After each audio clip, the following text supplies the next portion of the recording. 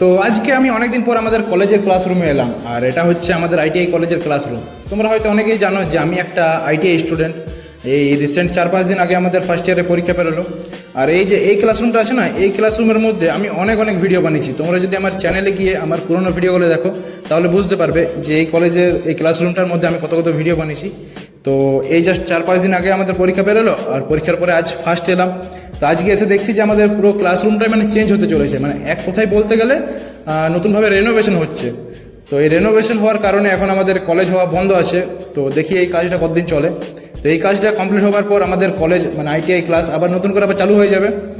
তো যতদিন না আমাদের ক্লাস হচ্ছে ততদিন তার কিছু করার নেই, কোনো ভিডিও আসবে না, কিছু না, কলেজের ভিডিও আসবে না। তো নতুনভাবে আমাদের রেনোভেশন কমপ্লিট হোক। এই যে দেখেন নিচে আমাদের পাথর বসানো কমপ্লিট হয়ে গেছে, আর এখন দেয়ালের মধ্যে পাথর বসবে। কালারটা হবে কিনা সেটা আমি বলতে পারছি না। তো কলেজের ক্লাসের কাজটা যেই কমপ্লিট হয়ে যাবে, আমি আমাদের কলেজের ক্লাসরুমের নিউ লুকটা তোমাদের সাথে আবার শেয়ার করব। যেই কমপ্লিট হবে আমি তোমাদের সাথে শেয়ার করে দেবো। তো আমাদের তো রেনোভেশন হচ্ছে, আমার মতো যদি তোমরাও কেউ আইটিআই বা ডিপ্লোমা কিছু একটা কলেজে পড়ছো, তোমাদেরও যদি কলেজ চলাকালীন আমাদের মতন এরকম রেনোভেশন হয়েছে বা আগে হয়ে গেছে বা এখন চলছে, তাহলে তোমরা সেটা আমাকে কমেন্ট সেকশনে জানিও। ধন্যবাদ।